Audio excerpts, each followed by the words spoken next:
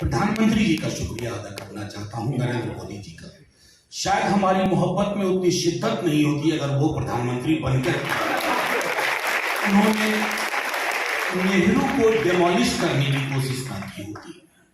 2014 में एक popular magazine ने, और मैं यकीन बताऊं कि मैंने नेहरू जी की कुछ किताबें पढ़ी थी 2014 से पूर्व, जब मोदी जी आए और उस पत्रिका ने लिखा कैन नेहरू सर्वाइव मोदी, मैं चौंक गया। अरे चुनाव तो आपने कांग्रेस को हराया है, विपक्ष को हराया है, you have not defeated the Nehru और नेहरूवियन लेगेसी और द नेहरूवियन घोस्ट। असल में दिक्कत क्या हमारे प्रधानमंत्री जी की, अंदर से वो बहुत मोहब्बत करते हैं, वो नेहरू जैसा बनना चाहते हैं, वो जैकेट उसी तरह का पहनने की कोशिश करते हैं, लेकिन नेहरू होना आसान नहीं है। तो वो जो स्विट्जरलैंड की घड़ियां चांदनी चौक पे बनती है, तो वो वर्जन बन के रहा।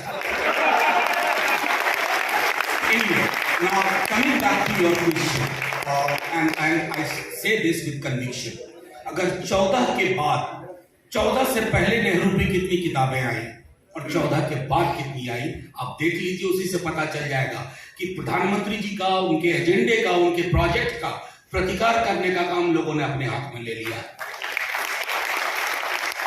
नेहरू के लिए सब कुछ बहुत आसान था जो आपने कहा, पड़ोस में एक मुल्क बना था, बड़ा दबाव था नेहरू पे, पटेल पे, कई लोगों पर, इसको हिंदू पाकिस्तान टाइप चीज बनाओ। लेकिन नेहरू की शख्सियत, उनकी ट्रेनिंग जो थी वो डेमोक्रेटिक थी। डेमोक्रेटिक मेरा कहने का मतलब है कि नेहरू की डेमोक्रेसी अंदर और बाहर में फर्क नहीं था। अगर वो डेमोक्रेसी सीख करते थे इंस्टीट्यूशन में, तो अपनी पर्सोना में भी वो डेमोक्रेटिक थे। कितने लोगों को सुना है कि अपने खिलाफ खुद ही छद्म नाम से आर्टिकल लिखना। अभी तो ऐसा इकोसिस्टम विकसित हुआ है कि प्रधानमंत्री जी तस्वीर तक में किसी को नहीं आने देते हैं साथ।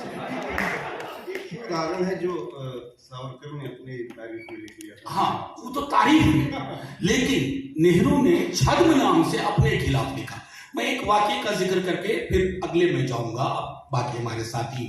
और एक और चीज मैं भूल जाऊं इससे पहले, मैं कांग्रेस का नहीं हूं, लेकिन मैं नेहरू का मुरीद हूं।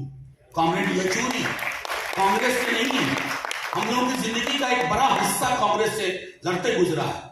मनी भाई कांग्रेस के हैं।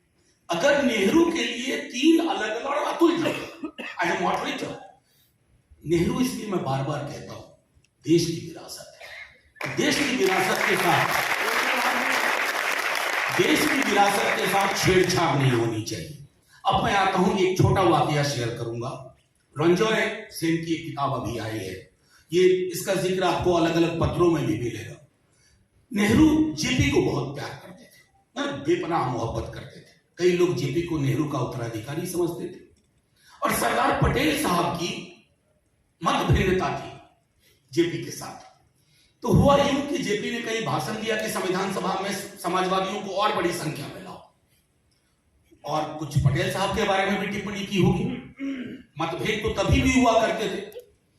तो नेहरू जी को चिट्ठी लिखते हैं पटेल कि ये चिट्ठी मैं आपको लिखता नहीं, लेकिन लिखना पड़ रहा है क्योंकि तुम जगह जगह इसकी बहुत तारीफ करते हो, जयप्रकाश जी की, और अगर जयप्रकाश जैसों के हाथ में देश आ गया ना, तो देश का दुर्भाग्य होगा। मैं ये बात इसलिए कह रहा हूं कि बौनी समझ के लोग इन कदों के लोगों को कभी समझ ही नहीं सकते। उनका विरोध था।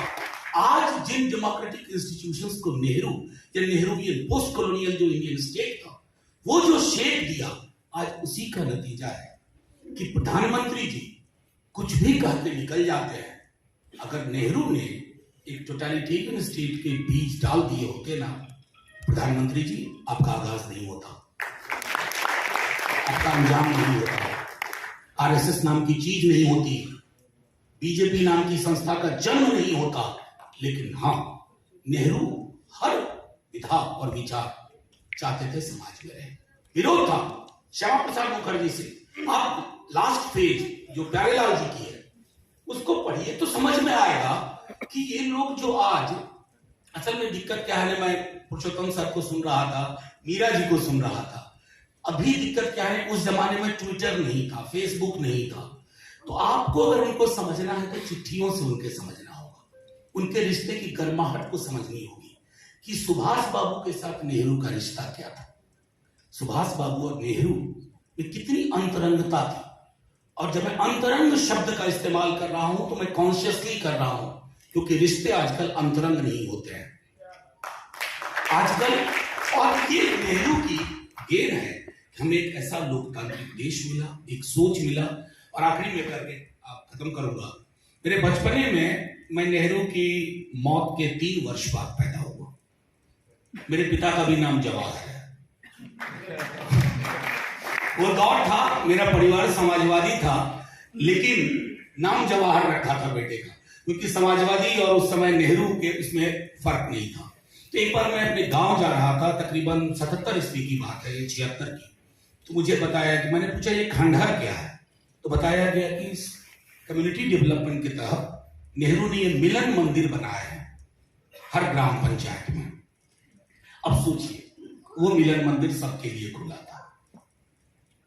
कितने मंदिर आज हैं जो सबके लिए खुले हैं?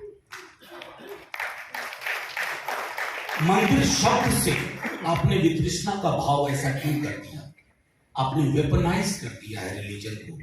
नेहरू के लिए रिलीजन व्यक्तिगत चीज थी। मेरा और मेरे ईश्वर का रिश्ता अंतरंग है, प्रगाढ़ है, लेकिन वो व्यक्तिगत है। आप उसका सार्वजनिकरण कर बैठे। और दुनिया के मुल्कों को देखिए जिसको नेहरू ने रोक के रखा था। जब जब मजहब या मजहब परस्ती का सार्वजनिकरण होता है तो सार्वजनिक मुद्दे गौण हो जाते हैं, और हम सुबह सुबह व्हाट्सएप फॉरवर्ड पढ़ करके नेहरू की निंदा में लग जाते हैं।